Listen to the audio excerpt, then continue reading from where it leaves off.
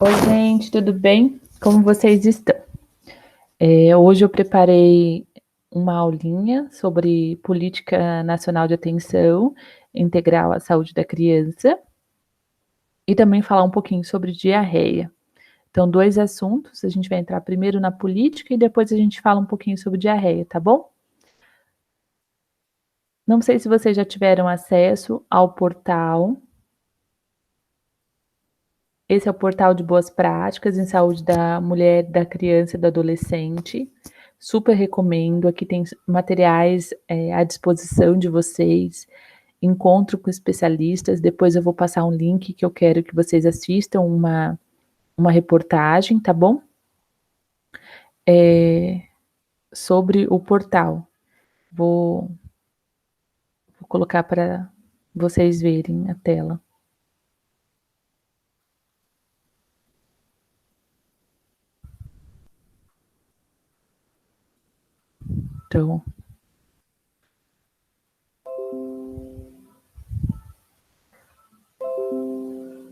Então, esse é o portal de boas práticas em saúde da mulher e da criança e do adolescente. Você pode vir aqui buscar aquilo que você tem preferência, por exemplo, atenção à criança, PENAISC, e aí ele vai selecionando os conteúdos. Então, depois eu vou passar um link de um vídeo com a especialista, que eu quero que vocês assistam. E aqui tem conteúdo sobre tudo, sobre criança, sobre NEL, sobre a mulher. Então, vai ajudar vocês bastante, com bastante material. Fala sobre dengue. Então, assim, é infinito. É finito, né? Mas tem bastante coisa para vocês poderem se basear. Então, eu vou apresentar para vocês esse slide deles, que eu não falei ainda para vocês sobre a política, né? Então, a Política Nacional de Atenção Integral à Saúde da Criança, ela é abreviado pelo PNAISC, PNAIS, que às vezes vocês vão escutar as pessoas dizerem.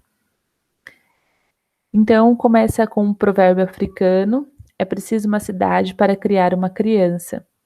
Então, não adianta a gente fazer todo o investimento na saúde da criança se nós não temos uma sociedade que busca isso também. Então, a gente precisa que a sociedade inteira invista, veste a camisa para que a gente consiga atingir os objetivos que desejamos. Então, o objetivo é apresentar a Política Nacional de Atenção Integral à Saúde da Criança e seu processo de formulação coletiva, participativa e interfederativa. Então, aqui é a pirâmide etária da população total e faixas etárias em pobreza extrema. A maior concentração da extrema pobreza no Brasil ocorre entre crianças e adolescentes. Então, aqui mostrando para vocês as idades, né, mulheres, homens, e as faixas etárias e a extrema pobreza. Então, quem mais se encontra em extrema pobreza com dificuldade são as crianças. Acho que vocês já devem ter ouvido falar dos Objetivos de Desenvolvimento. Antes era Objetivo de Desenvolvimento do Milênio, agora é Objetivo de Desenvolvimento Sustentável. Antes eles eram 8 e agora eles cresceram um pouquinho, se multiplicaram e se tornaram 17, porque eles colocaram umas outras coisas, outros assuntos também pertinentes, como, por exemplo, o meio ambiente, né? A proteção e conservação do meio ambiente. O Brasil é signatário dos ODS, que reafirmam o compromisso com a sobrevivência das crianças a ser alcançada até 2030. Então, o Brasil participou do primeiro objetivo do milênio, né, que chamava-se assim, e aí em 2015 surgiu essa nova proposta para ser desenvolvida até 2030. Eles agregam garantia de todas as meninas e meninos têm um desenvolvimento infantil de qualidade, cuidados e acesso à educação pré-escolar até 2030. Então, aqui é a taxa de mortalidade na infância no Brasil, de 1990 até 2016. Então, como vocês podem ver, começou aqui, né, em 1990, com 53,7, E hoje, em 2016, nós temos 16,4. Já conseguimos chegar a 15,8 em 2015, mais 16,4 em 2016.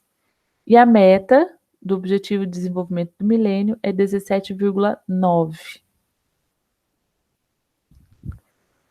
E aqui, em 2011, né, o Brasil ele conseguiu chegar a essa meta, bater a meta. Então, em 2011, a gente conseguiu chegar na meta estabelecida pelos Objetivos de Desenvolvimento do Milênio.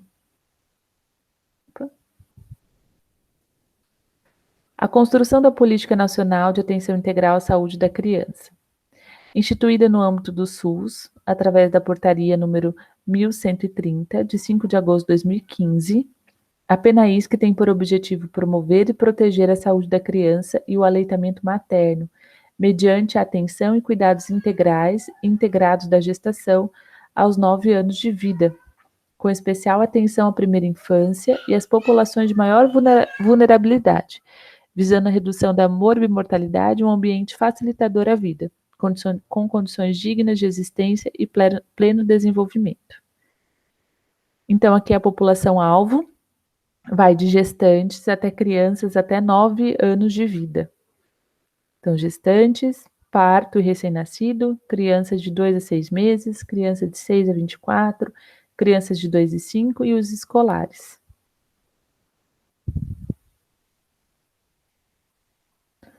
Ele considera criança, pessoa na faixa etária de 0 a 9 anos, ou seja, de 0 a 120 meses.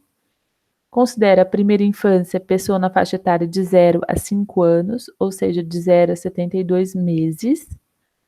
E para fins de atendimento em serviços de pediatria no SUS, a PENAISC contemplará crianças e adolescentes até a idade de 15 anos, ou seja, 192 meses, sendo este o limite etário possível de alteração de acordo com as normas e rotinas do estabelecimento de saúde pelo atendimento.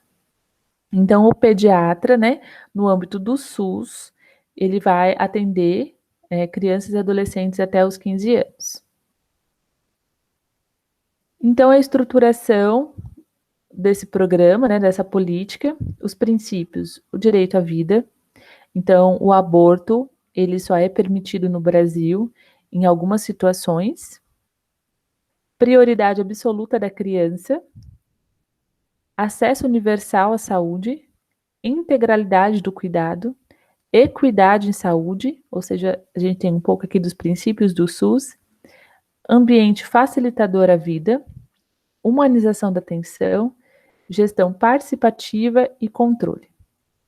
E as diretrizes? É uma geração interfederativa, organização das ações e serviço em redes, ou seja, tem que estar todo mundo interligado, todo mundo conversando. Então, a escola, junto com a unidade básica de saúde, junto com a casa, se aquela criança ela fica hospitalizada, junto com o hospital. Então, tem que se trabalhar em redes. Promoção da saúde, fomento à autonomia do cuidado e da correspondência da família, qualificação da força de trabalho do SUS, planejamento e desenvolvimento de ações, incentivo à pesquisa e à produção de conhecimentos, monitoramento e avaliação e a intersetorialidade. Então, tudo isso aqui a gente espera, né? São as diretrizes. Então, a gente tem que promover a saúde, qualificar a força de trabalho do SUS, incentivar a pesquisa, ser interfederativa, ser intersetorial, então todo mundo trabalhando em rede. Os eixos estratégicos, né, dessa política. Atenção humanizada e qualificada à gestação, ao parto, ao nascimento e ao recém-nascido. Aí aqui a rede cegonha, né, quando a gente olha as redes de atenção à saúde, tem uma grande importância nesse eixo, junto também com o aleitamento materno e alimentação complementar saudável, promoção e acompanhamento do crescimento e do desenvolvimento integral, atenção integral à criança com agravos prevalentes na infância e com doenças crônicas. Isso daqui das doenças crônicas, a gente pode pegar um pouco também aqui do cuidado das pessoas com deficiência. Então, por exemplo, a pessoa precisa de uma bolsa de colostomia, como que a gente vai dar acesso para essa criança, né? Atenção integral à criança com situações de violência, prevenção de acidentes e promoção da cultura da paz. Atenção à saúde de criança com deficiência ou em situações específicas de vulnerabilidade, né, que eu falei aqui também. Vigilância e prevenção do óbito infantil, fetal e materno. Então, são esses os eixos específicos da política. As redes são rede cegonha, rede de atenção às urgências, rede psicossocial. A gente também tem criança que precisa ter tratamento no CAPS infantil, por exemplo. Rede de cuidado à pessoa com deficiência e rede de atenção às doenças e condições crônicas. Então, a gente tem tudo isso aqui para a gente poder trabalhar. Então, o primeiro eixo é atenção humanizada e qualificada à gestação, ao parto, ao nascimento e ao recém-nascido. Consiste na ampliação do acesso, da cobertura, qualidade e humanização da atenção obstétrica neonatal, integrando as ações do pré-natal, acompanhamento da criança na atenção básica, com aquelas desenvolvidas nas maternidades, conformando-se uma rede articulada de atenção. Então, aqui na imagem, nós temos uma gestante e ela escolhe, né, a maneira com que ela quer trazer o filho ao mundo, mas a gente sempre tem que conversar e falar que o melhor parto é o parto normal. Ela tem direito ao acompanhante dela de escolha, seja homem, mulher. Então, a gente tem que fazer com que esse momento seja o mais humanizado possível. Permitir que o marido ele clampeie o cordão umbilical, permitir que a criança seja colocada em contato pele a pele logo após o nascimento. Então, tudo isso são humanização e um atendimento de qualidade. Se a gente perceber que essa mulher ela não vai nascer numa casa de parto, ela precisa de uma cesárea, por exemplo, a gente também saber em tempo oportuno encaminhar essa gestante. Então, as estratégias, a gente tem a rede cegonha para auxiliar, tem por objetivo fomentar a implementação de um novo modelo de atenção à saúde da mulher e da criança, com foco na atenção ao parto, ao nascimento, ao crescimento e ao desenvolvimento da criança de 0 a 24 meses, e organizar os pontos de atenção para a garantia do acesso com acolhimento e resolutividade. Eu não sou muito boa com datas, mas se eu não me engano, a Rede Cegonha é de 2011, então ela é muito recente. Essa mudança de paradigma de atendimento, né? E que vem mais focado realmente ao pré-natal e ao momento do parto ali daquela criança. Nós temos o método canguru, implementado no Brasil desde o ano 2000. Ele surgiu, o método canguru, na Colômbia. Por falta realmente de equipamentos, eles não tinham incubador e passaram a colocar os bebês em contato pele a pele com os pais. Só que esse contato ele foi percebido que aumentava o vínculo, que essa criança ganhava peso, e a partir daí esse procedimento que era uma necessidade ganhou o mundo todo. No Brasil ele surgiu em Santos e no IMIP, o Instituto Materno Infantil de Pernambuco. O IMIP ele levou até tinha um concurso de ações em saúde e eles levaram o método canguru que eles estavam usando porque eles tinham baixo índice de aleitamento materno. A partir daí, desse concurso, o método canguru ganhou o Brasil. Só cada um fazia de uma maneira diferente, não havia um protocolo.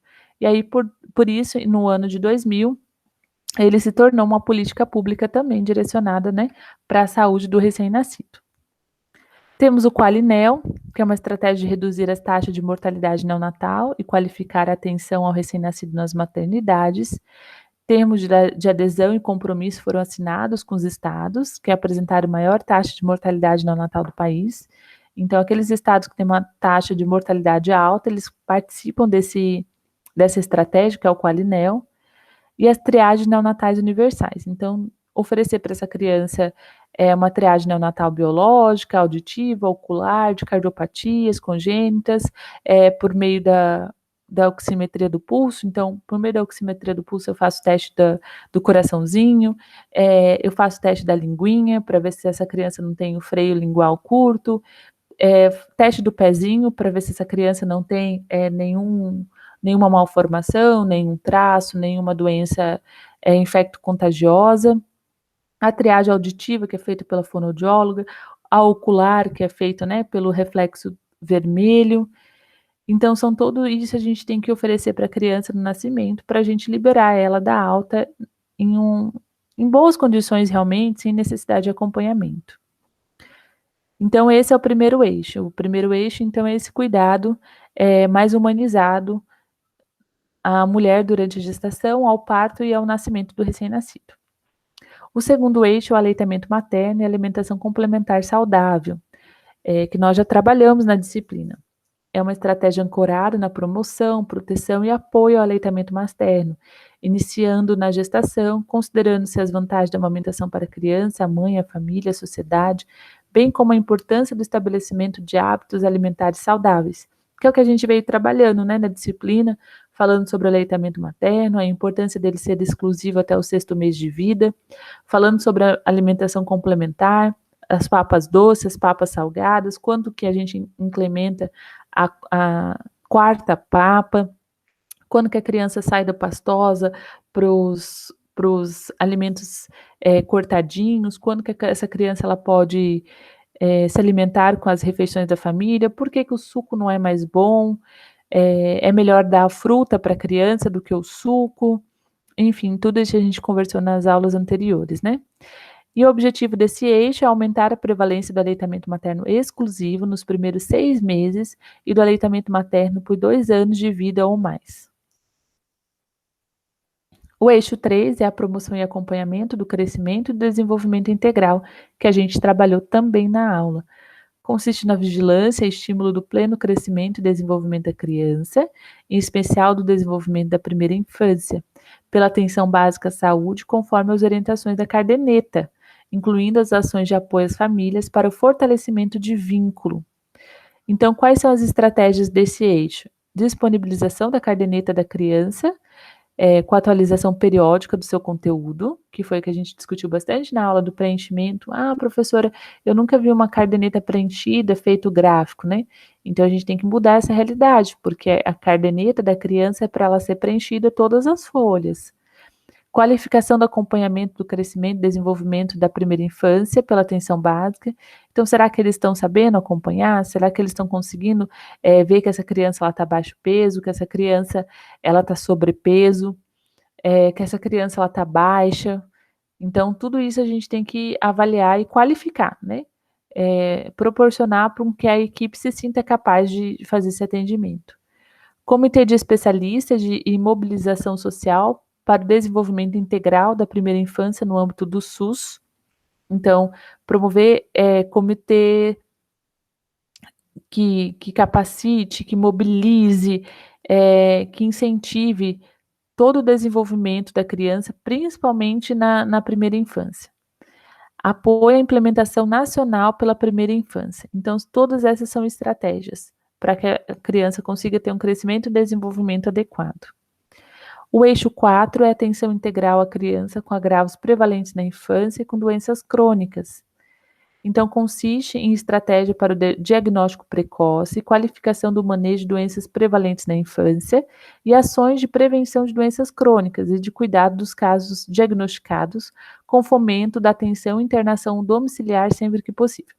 Então, na minha realidade, né, que era o Hospital Regional de Mato Grosso do Sul, a gente tem um serviço de atenção domiciliar e era destinado para os adultos e as crianças acabaram conseguindo uma pediatra para realizar esse acompanhamento. E as crianças elas começaram a ir de alta, a gente conseguiu deshospitalizar bastante crianças com doenças crônicas. Com relação às doenças prevalentes, nós temos como estratégia a atenção integral às doenças prevalentes na infância, que é o IDP. Temos a construção de diretriz de atenção e linhas de cuidado. Então, por exemplo, né, na minha realidade também de hospital regional, a gente tem a linha materno-infantil. Então, a linha materno-infantil, ela é responsável desde a criança que entra pelo pronto-socorro infantil ou desde a criança que nasce no centro obstétrico. Fomento de atenção e internação domiciliar. Então, incentivar a deshospitalização, que essa criança ela vá para casa, que ela tenha um convívio com a família. Nós temos um caso de uma paciente, ela tem uma síndrome do intestino curto, ela chegou aí para São Paulo, logo que ela nasceu, mas a situação dela é só um transplante. E como aqui a gente não tem um costume, eu nem sei se a gente tem tem essa expertise de transplante intestinal, ela retornou, a família pediu para ela retornar para Campo Grande, que pelo menos ela conseguia conviver com a família. E aí essa criança, ela vai todo dia embora, de alta, ela passa o dia com a família dela e todos os dias à noite ela volta para dormir conosco na enfermaria. Porque daí de noite a gente coloca a nutrição parenteral dela e enquanto ela dorme, a nutrição parenteral vai correndo. E aí essa criança, essa família, ela conseguiu ter uma qualidade de vida melhor. Então, isso é ruim, porque a gente fica com um leito bloqueado, digamos assim, porque a gente não conseguiu deshospitalizar essa criança totalmente, porque a gente não teria quem fizesse a nutrição parenteral no domicílio no período da noite, não teríamos um profissional para isso. Lembrando que a mãe é mãe, ela não é uma profissional de saúde, então não sei há quantos anda, né, essa capacitação para que a mãe fizesse o manejo, por exemplo, de um acesso central, de uma nutrição parenteral. Eu não sei se isso, né, nos artigos, nas publicações, a gente teria isso permitido. Existem alguns relatos que na época que a gente foi deshospitalizar essa criança, a gente chegou de acompanhar, mas a gente tem que tomar muito cuidado, né, com cuidado centrado na família e na criança, mas não responsabilizar a mãe por coisas que somos nossas dos profissionais. E aí, durante o dia, a gente teria um profissional para ir lá e instalar a bolsa de nutrição parenteral. Mas e daí? A criança ficaria o dia inteiro deitada num sofá, numa cama, sem poder brincar, porque estaria correndo a nutrição parenteral e ela estaria livre à noite, né? Então, não conseguimos achar uma outra estratégia. Então, essa estratégia que a gente criou para que ela fosse de alta, que ela convivesse com a família, e aí à noite ela retorna e a gente instala a nutrição parenteral dela. O eixo 5, atenção integral à criança em situação de violência, prevenção de acidentes e promoção da cultura de paz. Consiste em articular ações e estratégias da rede de saúde para as prevenções de violências, acidentes e a promoção de cultura de paz, além de organizar metodologias de apoio aos serviços especializados e processos formativos para a qualificação da atenção à criança em situação de violência de natureza sexual, física, psicológica, negligência ou abandono, visando a implementação das linhas de cuidados na rede de atenção à saúde e na rede de proteção social do território. Então, não vou me ater muito a esse eixo, porque é o tema da nossa última aula, que seria a prevenção de acidentes, e aí a gente fala um pouquinho também sobre violência. O eixo 5, então, ele tem como estratégias o fomento, a organização e a qualificação dos serviços especializados para atenção integral às crianças e sua família em situação de violência sexual. Então, a gente não pode expor a criança, adolescente, para cada lugar que ela for, ela contar a mesma história, as pessoas ficarem olhando, reparando, né, para que ela se sinta mal, por exemplo, naquele lugar. Então, e também os medicamentos, né? Se foi uma violência sexual que acabou de acontecer, entrar com os antirretrovirais para prevenção de HIV, por exemplo. Então, tudo isso a gente precisa fazer certinho para que essa criança ela receba o melhor atendimento, o melhor tratamento e que ela não fique exposta também. Implementação da linha de cuidados para atenção integral à saúde de criança, adolescente e sua família em situações de violência. Então, tem essa linha de cuidado. Articulações de ações intra e intersetoriais de prevenção de acidentes, violência e promoção da cultura de paz. Então, assim, vou contar uma coisa que minha filha tem na escola, por exemplo. Ela tem um Detranzinho.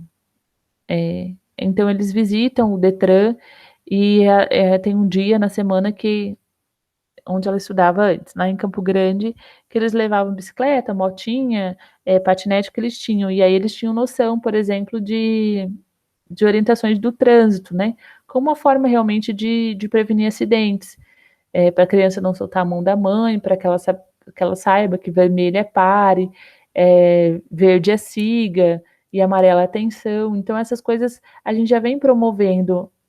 E então são ações intra e intersetoriais, por exemplo, não é só é a escola junto com o Detran. Então a gente tem que fazer essas parcerias. Apoia a implementação de protocolos, planos e outros compromissos sobre enfrentamento às violações de direito da criança pactuados com instituições que compõem o sistema de garantia de direitos. Então, a gente tem que apoiar a formulação de protocolos e planos, e também assumir compromissos, né? O que a gente vai fazer para tentar reduzir? Por exemplo, um determinado bairro tem muitos casos de violência sexual. Então, o que a gente pode fazer para reduzir isso naquele bairro? Às vezes, uma parceria, aí a gente volta para intersetoriais, né? Com uma igreja, com a associação de moradores, alguma coisa assim, com a escola, com a unidade básica de saúde. Então, fazer essas coisas, né, assim, intersetoriais, realmente, articulando com toda a comunidade. O eixo 6 é a atenção à saúde da criança com deficiência, com situações específicas de vulnerabilidade, consiste na articulação de um conjunto de estratégias intersetoriais também, para a inclusão dessas crianças nas redes temáticas de atenção à saúde, mediante a identificação de situação de vulnerabilidade, risco de agravos e adoecimento, reconhecimento das especificidades desse grupo, desse público, para uma atenção resolutiva.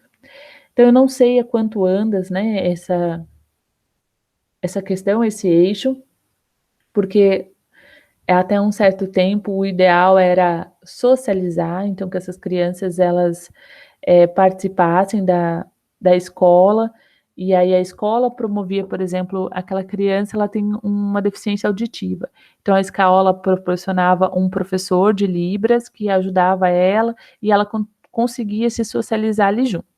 Mas existe também alguns lugares, como a Pestalozzi, a PAI, em que oferecem tudo, oferecem o atendimento com fonoaudiologia, psicóloga, enfermeiro, com todos os profissionais que necessita, geneticista, enfim. Mas também tinha escola, só para as crianças com algum tipo de deficiência. Então, dependendo, né, do grau de deficiência, às vezes algumas crianças elas não conseguiam essa socialização dentro da escola, então existem também essa possibilidade. Hoje eu não sei há quanto andas, porque eu escutei algumas, acho que o ano passado, que havia uma intenção de voltar mais essas crianças para a PAI, para a Pestalozzi, e não para as escolas regulares, digamos assim.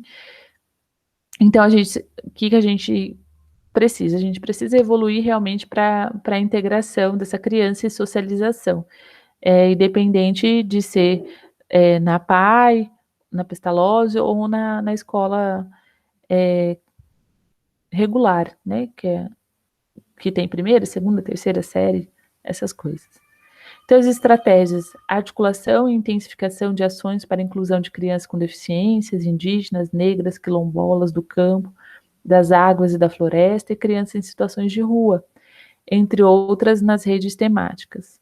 Apoio à implementação do Protocolo Nacional para Atenção Integral de Crianças em Situações de Risco e Desastres. Apoio à implementação das diretrizes para a atenção integral à saúde de crianças em situações de trabalho infantil. Então, essas são algumas estratégias, alguns materiais que nós temos que dá para inserir a criança deficiente. Mas poderia ser melhor, né? Poderiam haver mais estratégias e direcionadas mais especificamente para a criança com deficiência. E o eixo 7 é a vigilância e a prevenção do óbito infantil, fetal e materno. Consiste na contribuição para o monitoramento e investigação da mortalidade infantil e fetal e possibilita a avaliação de medidas necessárias para a prevenção de óbitos evitáveis. Então, se ocorrer um óbito infantil, um óbito fetal, um óbito materno, eles são investigados para a gente saber o que aconteceu, que levou. E a maioria desses óbitos são considerados evitáveis, se nós tivéssemos feito alguma intervenção em tempo hábil. Professor, assim, o que seria, por exemplo, inevitável? Por exemplo, no hospital regional, na época que eu trabalhava lá, esse ano não tem mais, é só o HU de Campo Grande, mas nós tínhamos o aborto legal. Então, em algumas situações, as mulheres eram autorizadas a fazer o aborto. E, por exemplo, a gente teve uma criança que ela tinha agenesia de pulmão, então ela não tinha os pulmões. e ela iria a óbito, porque ela não teria como fazer troca gasosa, porque ela não tinha os pulmões. Então, foi autorizado o, autó, o aborto dessa criança. E toda criança, né, a maioria, toda criança que faz o aborto legal, elas vão para necrópsia para realmente ter certeza, né? Por exemplo, é, um aborto de estupro, por exemplo, também tem essa necessidade, né? Para às vezes até se fazer DNA, saber realmente quem era o abusador, alguma coisa assim, né? Então, sempre existe essa parceria com o pessoal da patologia e muitas vezes também com a polícia mesmo. Então, isso seria uma causa inevitável. Então, essa criança, mesmo se ela tivesse nascido no tempo, ela iria a óbito, porque ela não tinha os pulmões. Então, isso é uma causa inevitável. Mas a maioria das causas, elas são evitáveis, ou seja, a gente poderia ter feito alguma coisa para evitar essa morte. Então, as estratégias, a identificação dos óbitos infantis fetais em mulheres em idade fértil, investigação domiciliar, ambulatorial, hospitalar, serviço de verificação de óbito, Instituto de Medicina Legal dos óbitos infantis, fetais e maternos. Eu vou deixar para a gente discutir isso, óbitos infantis, né, mais para frente, mas a gente teve o caso da criança do Jairinho, né, desse deputado, e aí essa criança ela foi mandada, né, para necrópsia, e é onde percebeu que era uma criança vítima de violência intradomiciliar. Discussão dos casos, análise de evitabilidade, identificação e recomendações de medidas necessárias para a prevenção de novas ocorrências. Então, a gente tem que fazer essa discussão dos casos, analisar a evitabilidade, recomendações. Então, por exemplo, olha, nesse caso, faltou uma ação da atenção primária. A atenção primária podia ter tratado essa infecção urinária, essa mulher ela não iria evoluir para um parto prematuro e ela não teria perdido essa criança, por exemplo. Então vamos mandar, né, umas orientações para a atenção primária. Então, o comitê de mortalidade, ele pode fazer essas recomendações e acabar encaminhando. Então, sobre a política, era basicamente isso que eu queria trazer para vocês, apresentar o portal. Depois eu vou passar um vídeo daqui do portal para vocês assistirem, 2 vídeos.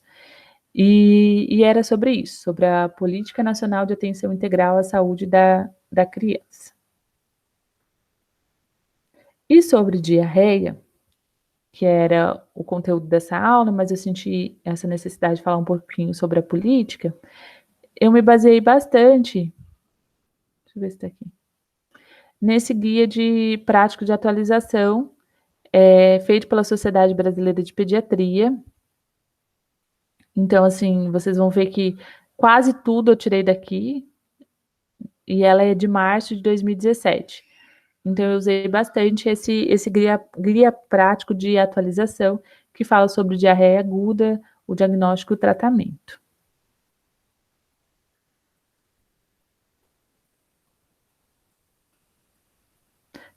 Esse tema não é muito didático, então tem bastante conteúdo, muitas palavras, muitas linhas e poucos desenhos, organogramas, tá? Então, de acordo com a Organização Mundial da Saúde, nas últimas 2 décadas, ocorreu globalmente uma expressiva redução da mortalidade por diarreias infecciosas em crianças com idade inferior a 5 anos. Então, em 1982, ocorreram 5 milhões de mortes por diarreia. Em 1991, 3,5. Em 2001, 2,5. E em 2011, 1,5 milhões de mortes. No Brasil, observou-se redução importante na mortalidade infantil, que passou de 70 óbitos por 1.000 nascidos vivos na década de 1970 para cerca de 15 por 1.000 nascidos vivos na década atual. Em 1980, a diarreia ocupava o segundo lugar, como causa de mortalidade infantil, e representava 24,3% dos óbitos, enquanto que em 2005 passou a ser a 4ª posição e foi responsável por 4,1% dos óbitos. A gente comemora pela diarreia, Mas a gente tem uma outra patologia que acaba ainda contribuindo bastante na mortalidade infantil, que é a pneumonia. E muitas das vezes ela é prevenível, tem um tratamento oportuno, então a gente precisa de mais atenção relacionada às pneumonias também. Mas quanto à diarreia, a gente conseguiu tirar ela do segundo lugar e hoje ela é o quarto, em 2005. Em 2005 também, a Organização Mundial da Saúde, ela resolveu fazer uma sugestão na solução de reidratação oral e diminuir a osmolaridade, e também ela recomendou a administração de zinco por via oral. Outro ganho também, que pode ter contribuído nessa redução da mortalidade por diarreia, é que em 2006, no Brasil, nós começamos a aplicar nas crianças a vacina contra rotavírus, que nós vamos falar mais na aula de imunização. Então, a definição de diarreia. O que é diarreia? É a ocorrência de 3 ou mais evacuações amolecidas ou líquidas nas últimas 24 horas. Então, um dia inteiro, a pessoa ela teve 3 ou mais evacuações, ela já está com diarreia. E há uma diminuição da consistência habitual das fezes. Esse é um dos parâmetros mais considerados. Então, ela começa, por exemplo, pastosa e daqui a pouco ela está totalmente líquida. Na diarreia aguda, ocorre um desequilíbrio entre a absorção e a secreção de líquidos e eletrólitos, e é um quadro autolimitado. Então, o problema não é só, né, assim, a indisposição de ir no banheiro todas as vezes, mas acontece um desequilíbrio, né? Aquilo que você absorve e aquilo que você secreta. E a doença diarreica, ela pode ser classificada em 3 categorias. Então, nós temos a diarreia aguda aquosa, que é uma diarreia que tem uma duração de até 14 dias e determina a perda de grande volume de fluidos e pode causar a desidratação. Pode ser causada por bactérias e vírus na maioria dos casos. A desnutrição eventualmente pode ocorrer se a alimentação não é fornecida de forma adequada e se episódios sucessivos acontecem. Então, às vezes, aquela criança ela tem vários episódios de diarreia, por exemplo, frequentes, e aí essa criança ela vai entrando em um processo também de desnutrição. Diarreia aguda com sangue. Por exemplo, minha mãe fala muito disenteria. Quando ela está com diarreia, ela fala, eu estou com disenteria. Mas disenteria não é o certo, porque disenteria a gente usa para falar quando tem presença de sangue. Representa lesão na mucosa intestinal, pode associar-se com infecção sistêmica e outras complicações, incluindo a desidratação. Normalmente é causada por a bactéria do gênero Shigella, não sei se é assim que fala, e são as principais causadoras da disenteria. Então, disenteria eu vou chamar quando eu tiver sangue. E diarreia persistente, quando a diarreia aguda se estende por 14 dias ou mais. Então, aquela criança está há muito tempo, né, já com diarreia. Pode provocar desnutrição e desidratação. Pacientes que evoluem para diarreia persistente constituem um grupo com alto risco de complicações e elevada letalidade.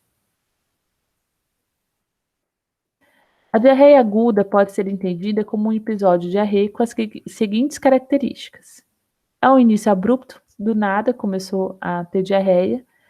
A etiologia aparentemente é infecciosa, é potencialmente autolimitado, tem uma duração de 14 dias, aumento no volume ou na frequência de evacuações com consequente aumento da perda de águas e eletrólitos.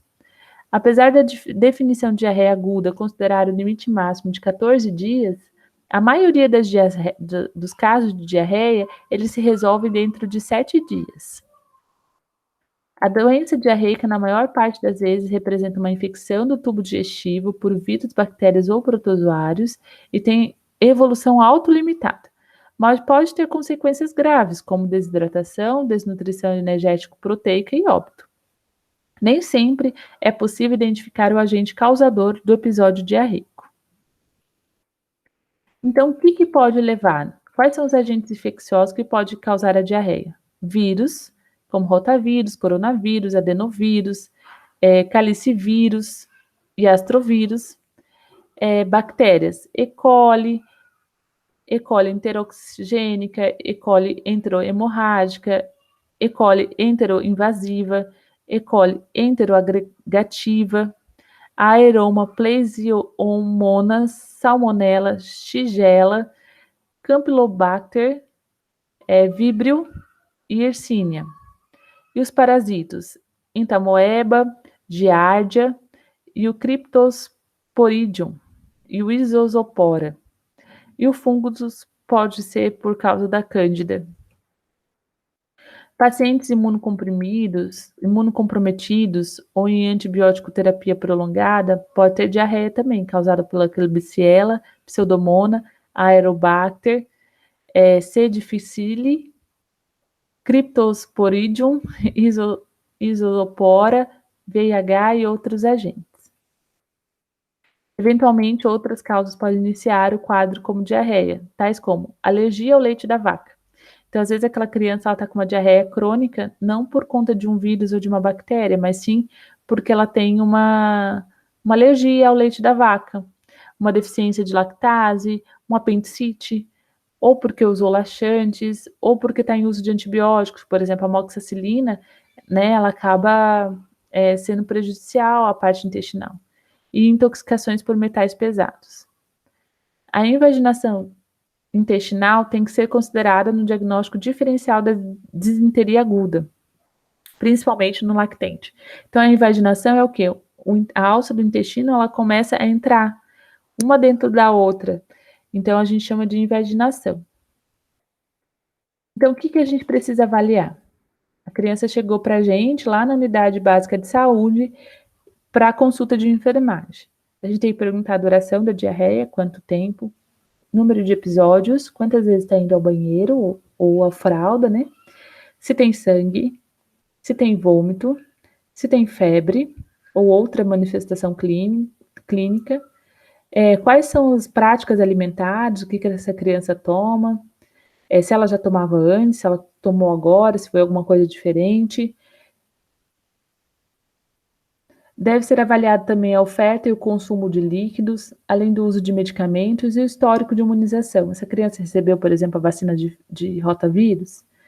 É importante também obter a informação sobre a diurese e o peso recente, se conhecido. Então, sempre é importante você saber o peso da criança. Se você soubesse o peso antes de iniciar o episódio da diarreia, perfeito. Mas mesmo se você não souber, no momento da consulta você tem que pesar essa criança. Porque a partir disso, você consegue ver o quanto de perda de peso que ela está tendo, né? O quanto de perda de líquidos, de eletrólitos, você consegue. Então, você precisa pesar essa criança. Se essa criança tem isso na avaliação, o peso ele é importantíssimo.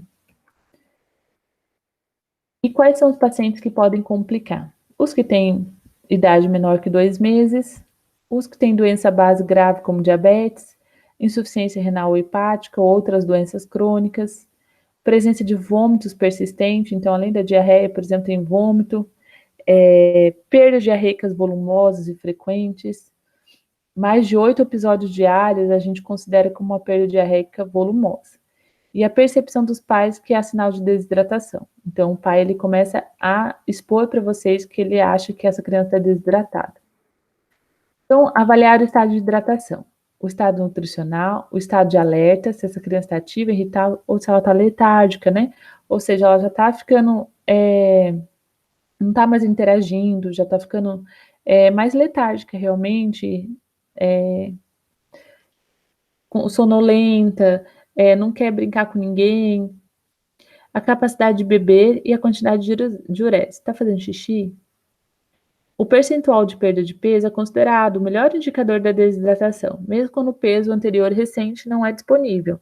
É fundamental que seja mensurado o peso exato na avaliação inicial do paciente, que foi aquilo que eu falei anteriormente, né?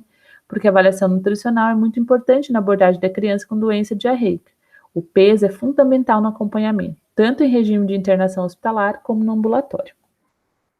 Considere que a perda de peso de até 5% represente a desidratação leve. Entre 5% e 10%, a desidratação é moderada. E perda de 10% traduz uma desidratação grave. Então, se a criança perdeu 10% do peso dela, eu tenho que ficar atenta, porque pode ser uma desidratação grave. Essa classificação proporciona uma estimativa do volume necessário para a correção desse déficit corporal de fluido, em consequência da doença diarreica. Por exemplo, uma perda de 5 ml, eu vou fazer uma expansão de 10 ml por quilo. De 5 a 10, eu vou fazer uma expansão de 50 a 100 ml por quilo. E mais do que 10%, eu vou expandir essa criança com 100 ml por quilo. Então, eu vou tentar fazer uma reposição. A avaliação do estado de hidratação inclui o exame do estado geral do paciente. Então, por exemplo, se ele está mais letárgico, mais sonolento, é uma coisa que eu posso me preocupar. Vou olhar os olhos, se tem a presença de lágrima ou não.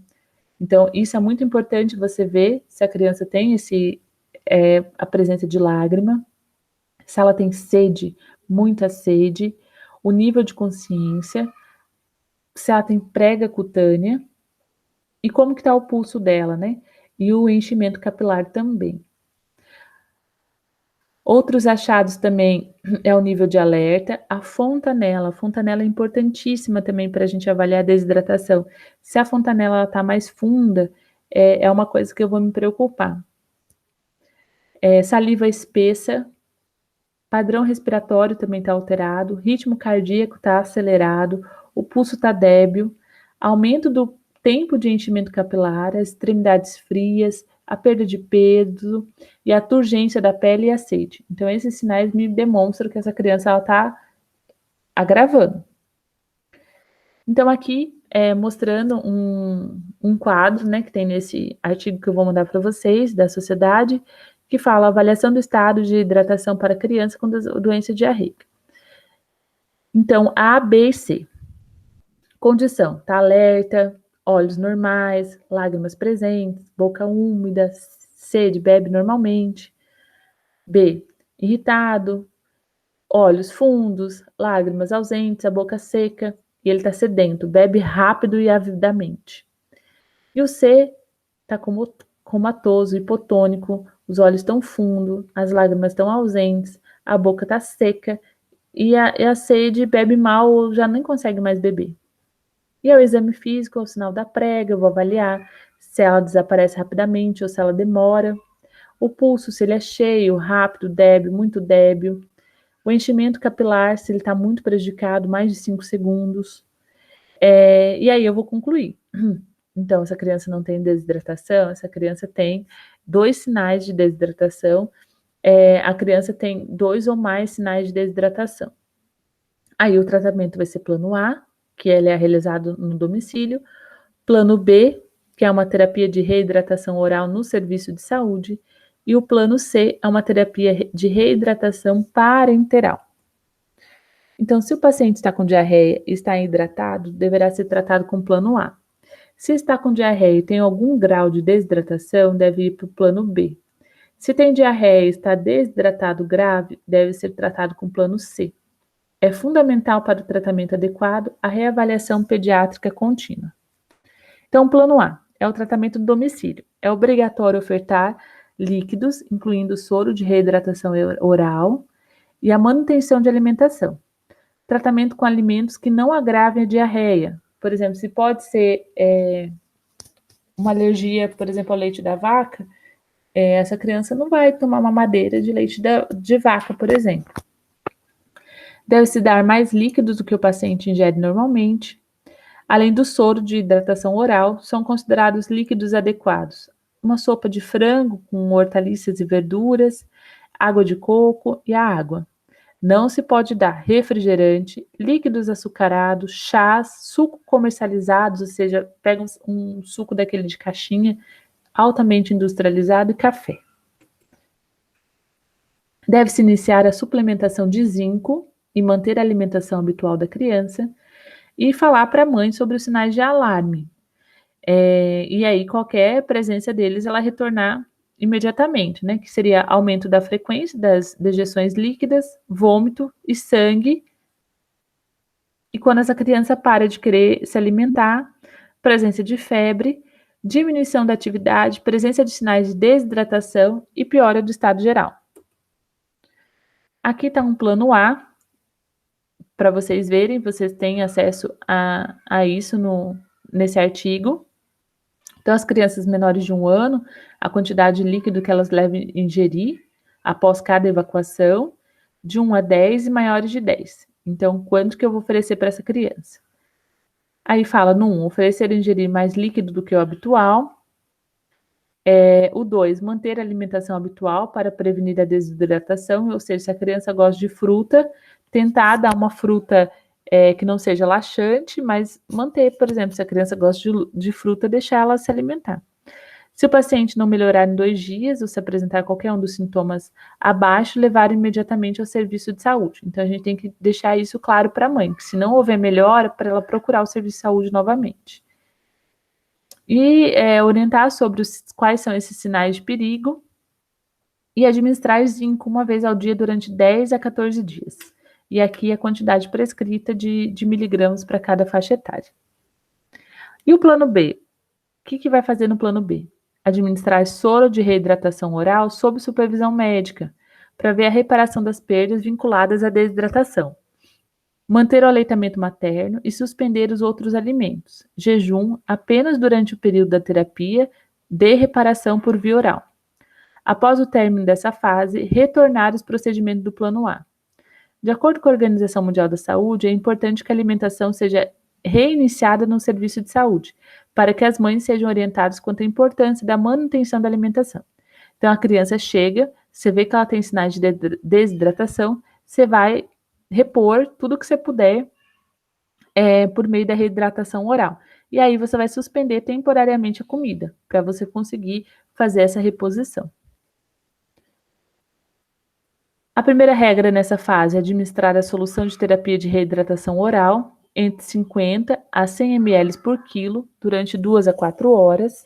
O soro a solução de reidratação oral deve ser oferecida de forma frequente, em quantidades pequenas, em colher ou copo, após cada evacuação. Nesse caso, não se usa mamadeira. Considera-se fracasso da reidratação se as dejeções aumentam, se ocorrem vômitos, ou seja, você tenta dar o sorinho, né, de reidratação e a criança vomita, ou se a desidratação evolui para uma fase mais grave. Nessa fase também se oferece o zinco. Então, aqui o plano B. Então, você começa a fazer a reposição de reidratação oral. Aí você vai avaliando o paciente para ver se ele tem sinais de agravamento. Se ele não tem, ele volta para o plano A. Se ele tem, você pensa se é melhor passar uma sonda nasogástrica e fazer uma gastroclise, né? Ou seja, fazer essa reposição por meio da sonda. E se você achar que esse paciente está muito grave, daí você pula para o plano C. Durante a permanência do paciente ou acompanhamento no serviço de saúde, reconhecer os sinais de desidratação, preparar e administrar a solução de reidratação oral e praticar medidas de higiene pessoal e domiciliar. Então, normalmente, uma criança que está com diarreia e ela vai precisar ficar hospitalizada, ela fica em quarto privativo, se for possível. Se não, é claro, né, fazer o corte, ou seja, coloquei paciente no leito 1, pulo 2 e coloco no 3. Mas o ideal é que, se possível, né, se tiver leitos sobrando e ninguém está pedindo vaga, deixar essa criança isolada em um quarto só, por conta da diarreia. O plano C é para corrigir a desidratação grave. Vai-se usar uma terapia de reidratação por via parenteral, ou seja, EV. Em geral, o paciente deve ser mantido no serviço de saúde em hidratação parenteral de manutenção, até que tenha condições de se alimentar e receber líquidos por via oral. A indicação para reidratação venosa são desidratação grave, contraindicação de hidratação oral, ou seja, um ilho paralítico, um abdômen agudo, alteração do estado da consciência ou convulsões, choque hipovolêmico. Idealmente, deve-se conseguir uma punção de veia calibrosa, quando necessário, sobretudo em caso de choque hipovolêmico, então a criança está chegando chocada, puncionar 2 acessos. Se não der para puncionar 2 acessos, pensar em uma intraóssea. A intraóssea é realizada mais em crianças, mas mesmo assim ela não é uma punção que ela é feita com frequência. É muito difícil a equipe não conseguir um acesso calibroso e precisar fazer intraóssea, mas pode acontecer também. Então, pode ser utilizado os seguintes critérios para essa internação: choque hipovolêmico, desidratação grave, ou seja, perdeu mais de 10%, manifestações neurológicas, como a letargia e convulsões, os vômitos já estão biliosos ou de difícil controle, falha na terapia de reidratação oral, suspeita de doenças cirúrgicas associadas ou falta de condições satisfatórias de tratamento domiciliar, ou seja, aquela família tão carente, é uma família da aldeada lá em Laguna Carapã. Como que eu vou liberar essa criança, sabendo que quando chegar lá na aldeia não vai ter condições de fazer esse tratamento corretamente, né? Ficar ali acompanhando, oferecendo toda hora, a cada evacuação, a cada vômito, oferecendo um soro de reidratação. Então, aqui é o plano C, ele é realizado com um soro fisiológico, inicia-se com 20 ml por quilo de peso e vai repetindo essa quantidade até que a criança esteja hidratada. Para recém-nascidos e cardiopatas, começa com 10 ml por quilo de peso e o tempo de administração é de 30 minutos. E avaliando o paciente continuamente. Então, essa é a expansão. Para crianças maiores de 5 anos, usa-se o soro fisiológico, aí a quantidade já é 30 ml por quilo, em 30 minutos, e ringer lactato, 70 ml por quilo, só que daí o tempo de infusão é mais lento, em 2 horas e 30 minutos. A fase de manutenção e reposição para todas as faixas etárias.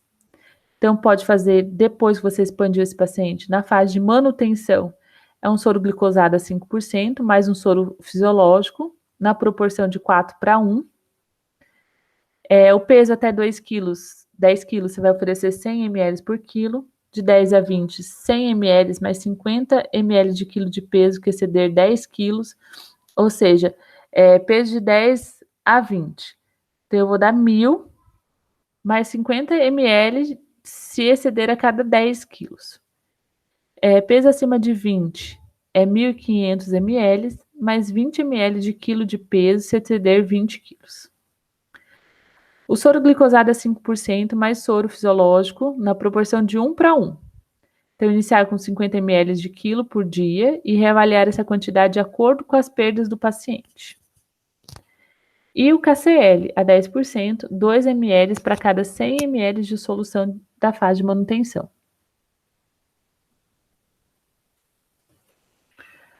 Avaliar o paciente continuamente se houver melhora da desidratação, aumentar a velocidade da infusão.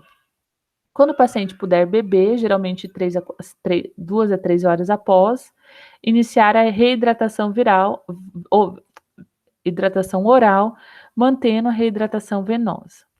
Interromper a reidratação por via endovenosa somente quando o paciente puder ingerir o soro, em quantidade suficiente para ele poder se manter hidratado.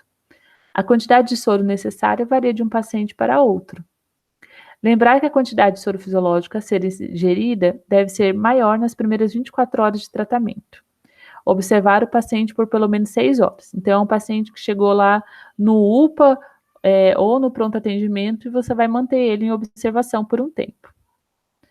Os pacientes que estiverem sendo reidratados por via endovenosa devem permanecer na unidade de saúde, até que estejam hidratados e conseguindo manter a hidratação por via oral. Ou KCl 19,1%, 1 ml para cada 100 ml. Esse é se não tiver né? Se não tiver KCl a 10%, aí a gente vai usar o KCl 19,1%. Só que daí a quantidade muda, né? Aqui era 2 para cada 100, aqui é 1 para cada 100 ml. Então, a gente vai fazendo essa reposição de eletrólitos, né, e de potássio. Aqui, né, mais uma vez falando um pouquinho sobre essa fase de expansão, essa fase de manutenção, a idade das crianças e o quanto de ringer lactato, né, que vai oferecer para essa criança. Se essa criança estiver chocada, se essa criança estiver com desidratação grave, e após a reparação, o que eu vou fazer? Cuidado com a alimentação, a manutenção da alimentação com oferta energética apropriada é um dos pilares mais importantes do tratamento da diarreia aguda. Então, todas as diretrizes são unânimes que o aleitamento materno deve ser mantido e incentivado durante o episódio diarreico, Quando necessário de recomendar o jejum, a alimentação deve ser reiniciada logo que essa etapa for concluída, em geral de 4 a 6 horas. Segundo a Organização Mundial da Saúde, cerca de 1/3 das crianças com diarreia aguda nos países em desenvolvimento, infelizmente, continuam sendo mantidas em jejum, ou uma quantidade muito reduzida de alimento durante a diarreia. A alimentação deve ser iniciada de acordo com o esquema habitual do paciente, sendo uma oportunidade para a correção de erros alimentares. A fórmula infantil ou a preparação láctea oferecida para crianças não devem ser diluídas. Então, a gente faz essa orientação para a mãe, porque às vezes ela vai querer rediluir mais, né? Para evitar que a criança, por exemplo, passe mal, mas isso não é o objetivo. Deve-se cuidar para que as necessidades energéticas sejam plenamente atendidas. Na diarreia aguda, não há recomendação de fórmula sem lactose para lactentes tratados ambulatorialmente com diarreia aguda. Entretanto, se os pacientes hospitalizados com diarreia aguda e nos casos com diarreia persistente tratados no hospital e ambulatorialmente, há vantagem na prescrição de fórmula sem lactose, vamos prescrever, né? Não tem por que não tentar. A organização aponta a alternativa de iogurtes, entretanto, esse alimento não faz parte da cultura alimentar brasileira para essa faixa etária e não atende adequadamente às necessidades nutricionais do lactente, como pode ser conseguido com as fórmulas infantis. Então, um Danone, né, um iogurte, ele é rosa, né, ele tem mais corante, e então entre um Danone, né, um iogurte e uma fórmula infantil, vamos oferecer a fórmula infantil. Aqui o tratamento de reposição oral, a composição recomendada, né, pela OSME, é que tenha o quanto que tenha de glicose, sódio, potássio, cloro, citrato e a osmolaridade. Então, nós temos a solução tradicional, tem uma solução com uma osmolaridade mais reduzida, que foi aquilo que a gente falou que a Organização Mundial da Saúde recomendou, e tem uma solução mais hipotônica. Então, aqueles sachêzinhos, eles podem ter apresentações diferentes e a quantidade diferente de eletrólitos e osmolaridade. Quando a gente oferece o soro caseiro, por exemplo, ele não tem o citrato e o potássio. E a glicose, ela é substituída por sacarose. Assim, o soro caseiro é uma mistura de sal de cozinha, açúcar e água. Existem problemas na composição final das soluções preparadas no domicílio. O problema são menos frequentes quando se utiliza a colher de medida dupla concha, ou seja, que tem as medidas corretamente, quanto de açúcar e quanto de sal. A utilização de soro de reidratação oral pode ser feita com 2 objetivos: reposição de perdas para prevenir a desidratação no paciente com diarreia e reversão da desidratação, ou fase de reparação para o paciente com desidratação por diarreia. Então, são nessas 2 situações, no plano A e no plano B, que nós vamos usar o soro de reidratação oral. E o soro mais adequado são os dos sachês do que os caseiros, porque os caseiros podem ter quantidade diferente e não possuem alguns eletrólitos que precisam. Na prevenção da desidratação, deve-se optar por soros com menor concentração de sódio.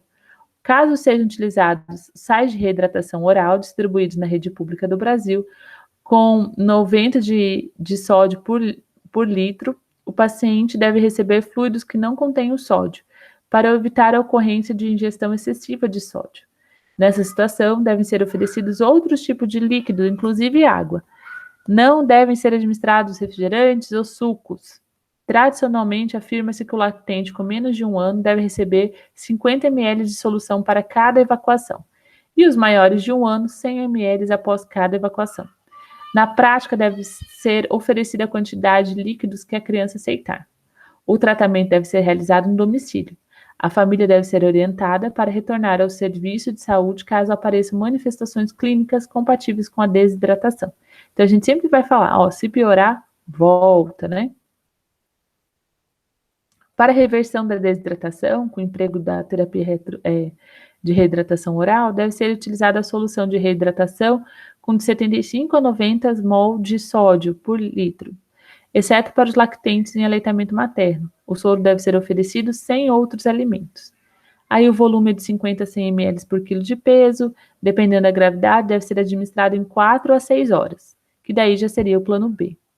Se o paciente apresentar reversão da desidratação, caracterizada pelo desaparecimento dos sinais clínicos e uma diurese abundante, o paciente pode ser realimentado e voltar para o plano A. Caso não seja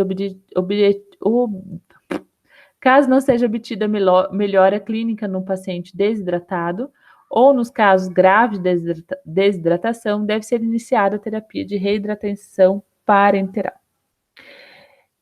Então, o zinco, ele faz parte da estrutura de várias enzimas, tem papel importante na função e no crescimento celular e atua também no sistema imunológico. Para reduzir a duração do quadro de diarreia, a possibilidade de diarreia persistir por mais de 7 dias e a ocorrência de novos episódios de diarreia aguda nos 3 meses subsequentes. Então, o zinco ele vai ter esse auxílio, né? Ele vai reduzir o tempo de diarreia, diminui a chance dela persistir e a ocorrência de novos episódios. O racional para seu emprego é a prevalência elevada de deficiência de zinco nos países não desenvolvidos. De acordo com a Organização Mundial da Saúde, deve ser usado em menores de 5 anos durante 10 a 14 dias, sendo iniciado a partir do momento da caracterização da diarreia. A dose para maiores de 6 meses é 20 mg por dia e 10 mg para os primeiros 6 meses de vida. Aí, esses autores, né, e essas diretrizes, eles questionam a validade da terapia com zinco nos primeiros semestres de vida. Aí, esse grupo, ele não recomenda o zinco no tratamento de diarreia aguda nos países da Europa, pois considera que a deficiência de zinco não é comum nesse continente. Já no Brasil, ele é comercializado um soro de reidratação oral com 6 mg de zinco em cada 100 ml. São comercializados também soluções de zinco para serem administradas conforme as recomendações. Então, aqui os benefícios. Então, o zinco ele vai fazer com que o quadro de diarreia ele seja menos tempo, né? E que não persista. A vitamina A deve ser administrada em populações com risco de deficiência dessa vitamina. O uso da vitamina A reduz o risco de hospitalização e mortalidade por diarreia e tem sido administrado nas zonas mais carentes do Norte e do Nordeste. E os antibióticos? Na grande maioria das vezes, os antibióticos não são empregados no tratamento da diarreia, pois os episódios são autolimitados e grande parte se deve a agentes virais.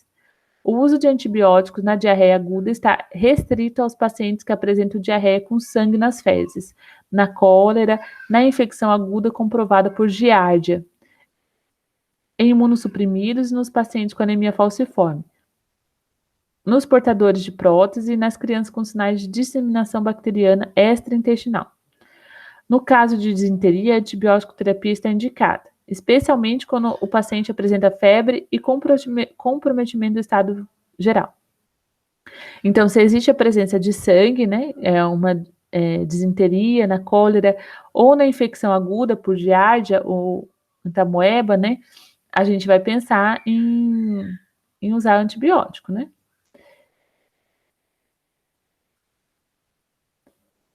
Se possível, deve ser coletada amostras de fezes para se realizar coprocultura e antibiograma. Inicialmente, mesmo que não comprovada laboratorialmente, prevalece a hipótese de infecção por Shigella. Outros agentes que podem necessitar de antibióticos quando casos graves são essas, né?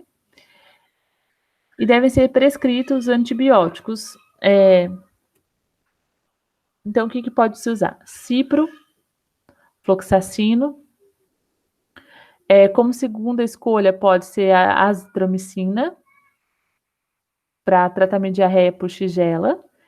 Ceftriaxona, nos casos graves que requerem hospitalização. Outra opção é a cefotaxima. Até recentemente era recomendado no Brasil o uso de sulfametazol, trimetoprim ou ácido nalítico. Levantamento da literatura mostrou que no Brasil as amostras de Shigella testada apresentavam alta taxa de resistência ao sulfametazol. Por sua vez, apresentam boa sensibilidade ao cipro e à ceftriaxona. Os estudos realizados no Brasil não testaram a sensibilidade à azitromicina. Deve ser lembrado que no Brasil não existe ciprofloxacino na apresentação em suspensão ou solução por via oral. Quando a diarreia aguda é causada por giardíase ou amebíase comprovada, faz o tratamento com metronidazol. E antieméticos, eu posso dar? Não devem ser utilizados. Considera que os vômitos tendem a desaparecer concomitantemente à correção da desidratação. E quando você lê as coisas do Ministério da Saúde, não faz menção nenhuma aos antieméticos. No entanto, há algumas situações onde são necessárias. Esses autores consideram que ondansetrona pode proporcionar redução na frequência de vômitos, na necessidade de hidratação parenteral e de internação hospitalar. A diretriz ibero-latino-americana recomenda o emprego de ondansetrona para os pacientes com diarreia aguda. A dose é de 0,1 mg por quilo, até no máximo 4 mg por via oral ou intravenosa. Pode ser encontradas em duas apresentações, comprimidos com 4 mg e ampolas. E os probióticos? Os probióticos são micro-organismos vivos que, quando consumidos em quantidades adequadas, proporcionam efeito benéfico para a saúde. Os probióticos interagem com a microbiota intestinal. A microbiota intestinal exerce várias ações no intestino, que repercute em vários órgãos do indivíduo. O emprego de probióticos no tratamento e na prevenção da diarreia aguda tem sido ultimamente bem estudado. E a Organização Mundial da Saúde e o Ministério da Saúde não mencionam a possibilidade de uso de probióticos no tratamento da diarreia aguda. Então, né, aqui está falando um pouquinho sobre as pesquisas, né, e sobre os lactobacilos.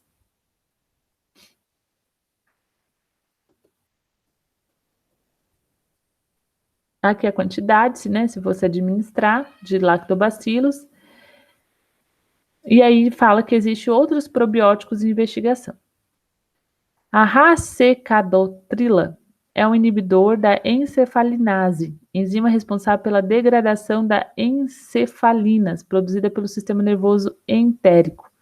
As encefalinas, com ação mais duradoura em função de menor atividade, reduzem a secreção intestinal de água e eletrólitos, que se encontra acentuada nos quadros de diarreia. Então, consideram que esse medicamento pode ser utilizado como coadjuvante no tratamento da diarreia aguda, uma vez que foi demonstrado em ensaios clínicos e meta-análise seu papel na redução da perda diarreicas e na duração das diarreias. Trata-se de um medicamento com eficácia e segurança que não interfere na motilidade intestinal. A dose recomendada é de 1,5 mg por quilo, 3 vezes ao dia. Ele é contraindicado para crianças com menos de 3 meses. Ela pode ser encontrada em sachês. E adultos não deve ser utilizada uma dose maior que 400 mg por dia. O tratamento deve ser interrompido assim que cessar a diarreia. Então, assim, enfim, né, um resumo desse artigo, ele fala que os princípios fundamentais para o tratamento da diarreia aguda são a terapia de reidratação e a manutenção da alimentação, que atenda às necessidades nutricionais do paciente. E deve-se destacar que os princípios da organização é que seja erradicada, né, mortes por diarreia aguda até 2030. Então, que as crianças elas não venham a falecer por conta dessa patologia. E aí, como prevenção, nós temos a imunização contra rotavírus e sarampo, ênfase no aleitamento materno, suplementação de vitamina A, bem como a disponibilidade e condições de armazenamento de água de boa qualidade. Então, para a gente ter esse objetivo, a gente tem que oferecer para a nossa população uma água de boa qualidade, higiene pessoal adequada para o preparo e maior cobertura de saneamento básico. Então, são coisas que vão além, né? Você vê que a gente pensa micro e macro. Uma água de qualidade, um saneamento básico, é uma coisa macro, para a gente conseguir chegar nessa meta de 2030. Aqui é uma figura que eu trouxe do IDP, falando um pouquinho sobre diarreia persistente, o que fazer, né? Fase de convalescência, em uso de plano B com vômito persistente, desnutrição grave ou baixo peso e para diarreia. Então, o que o IDP recomenda no tratamento da diarreia? E aqui no IDP neonatal, mostrando as perguntas, né? Se a resposta é positiva, perguntar quanto tempo, tem sangue nas fezes, a criança está sugando bem, e no exame físico, né? Olhar se ela está letárgica ou inconsciente, inquieta ou irritada, se os olhos estão fundo, se tem um sinal de prega cutânea, se a sucção está débil ou consegue mamar.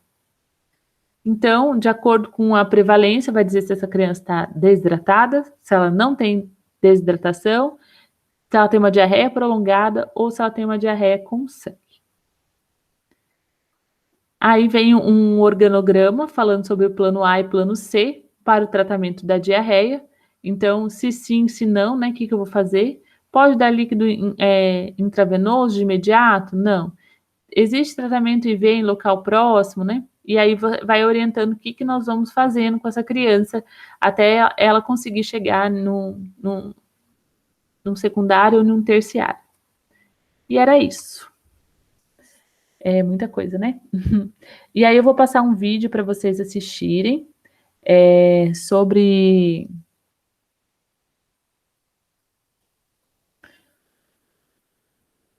nesse portal das boas práticas, né? Sobre a política. Tá bom? E aí eu encaminho para vocês. Um beijo, até a próxima.